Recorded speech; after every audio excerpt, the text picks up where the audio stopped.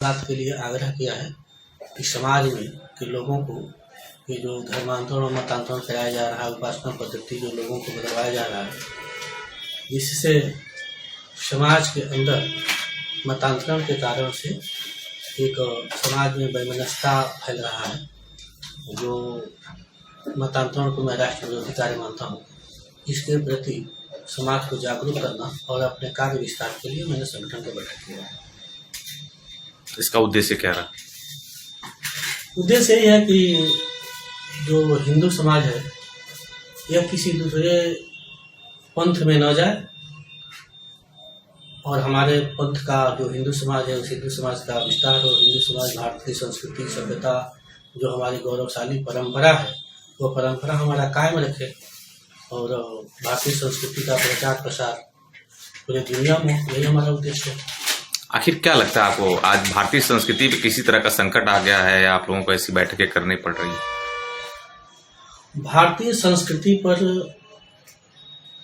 संकट तो नहीं है, लेकिन विदेशी षड्यंत्र के नाते विदेशी षड्यंत्र जो है और बाहर से आए हुए जो विचारधारा इस देश के अंदर है वो लगातार भारतीय संस्कृति पर आघात कर रही है। और भारतीय संस्कृति पर आघात करने का उनका अपना मूल उद्देश्य है कि जहाँ जहाँ भारतीय संस्कृति कमजोर होती है वो हिस्सा भारत से कट जाता है। जैसे आप देखेंगे कि अफगानिस्तान, बांग्लादेश में कभी भारतीय संस्कृति का परचम था, लेकिन भारतीय संस्कृति सभ्यता को मानने वाले लोग, जानने वाले लोग कब हो गए तो हमारे देश से अलग हो गया। तो ऐसा विदेशी जो षड्यंत्रकारी हैं उनको ऐसा लगता है कि अगर हम इस संस्कृति को मिटा दें तो इस देश पर हम कब्जा कर सकते हैं। इसके लिए वो केवल विचारधारा के बल पर अपने ही लोगों को विचारधारा बदल करके, मतांतरण करा करके, धर्मांतरण करा करके, शुरुआत में तो उनको चिकित्सा सेवा, शिक्षा, बेरोजगारी हम दूर करेंगे, विकास करेंगे, ऐसा लालच प्रलोभन देते हैं। लेकिन बाद में वो ऐसा करते नहीं, उनकी बेरोजगारी दूर नहीं होती, उनका शिक्षा का स्तर नहीं होता, ये कुछ होता नहीं है। बाद में जरूर होता है कि कहीं नक्सलवाद के रूप में, तो कहीं इस्लामिक आतंकवाद के रूप में, तो कहीं अन्य आतंकवाद के रूप में उनके हाथ में हथियार आ जाता है और देश विरोधी गतिविधियां वहां बढ़ जाती है। इसलिए हम इसका विरोध करते हैं कि जो भारत की संस्कृति है वह भारत से उत्पन्न संस्कृति है। इसीलिए भारतीय संस्कृति, भारत की जो विचारधारा है ये सनातन है, सनातनी है और भारत को बचाना है तो भारतीय संस्कृति को बढ़ाना और मजबूत करना होगा। और एक चीज और है कि भारत की संस्कृति ही इतनी समृद्धशाली संस्कृति है कि जिसके बल पर जो सबको सुखी होने की कामना करती है। भारतीय संस्कृति के अंदर जहाँ जहाँ उपासना पद्धतियां हैं, जहाँ जहाँ इसके मंदिर हैं, उस मंदिरों में जाइए तो वहाँ यह नहीं कहा जाता है कि एक समुदाय या केवल हिंदू समाज की भला हो। वहाँ सीधा कहा जाता है सर्वे भवन्तु सुखिनः, सर्वे सन्तु निरामया, सर्वे भद्राणि पश्यन्तु मा कश्चित् दुर्भवेत्। और नारा लगता है धर्म की जय हो, अधर्म का नाश हो, प्राणियों में सद्भाव हो। वह केवल एक विशेष की बात नहीं होती, विश्व का कल्याण हो, मानव का कल्याण हो। इस तरह की भाषा केवल बोलता है भारतीय संस्कृति बोलती है। अर्थात इस दुनिया को एक करने की क्षमता किसी के अंदर है तो भारत की संस्कृति में है। इसलिए भारतीय संस्कृति को रहना और भारतीय संस्कृति का प्रचार प्रसार आवश्यक है। कैसे आज इतनी समस्याएं उत्पन्न हो रही हैं कि भारतीय समाज और संस्कृति, आप लोगों के इतने प्रचार प्रसार के बावजूद श्रद्धा जैसी घटनाएं हो जाती हैं?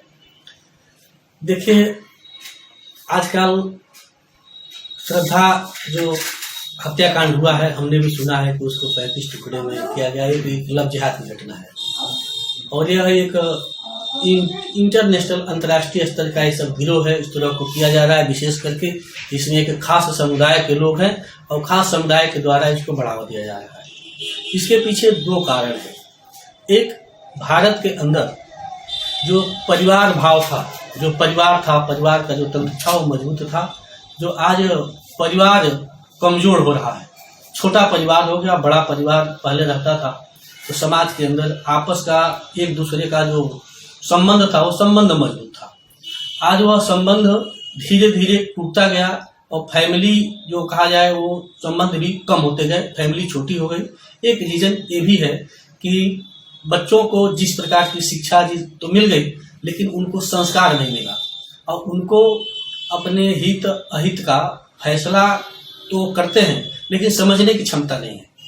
वो साजिश पर, अगर श्रद्धा ने अपने माँ बाप की बात मानी होती और अपने परिवार के रीति रिवाज परंपरा के अनुसार उसके माँ बाप जहाँ शादी कर रहे थे शादी की होती, अपने समुदाय से बाहर नहीं गए होती, इस प्रकार की दशा नहीं होता।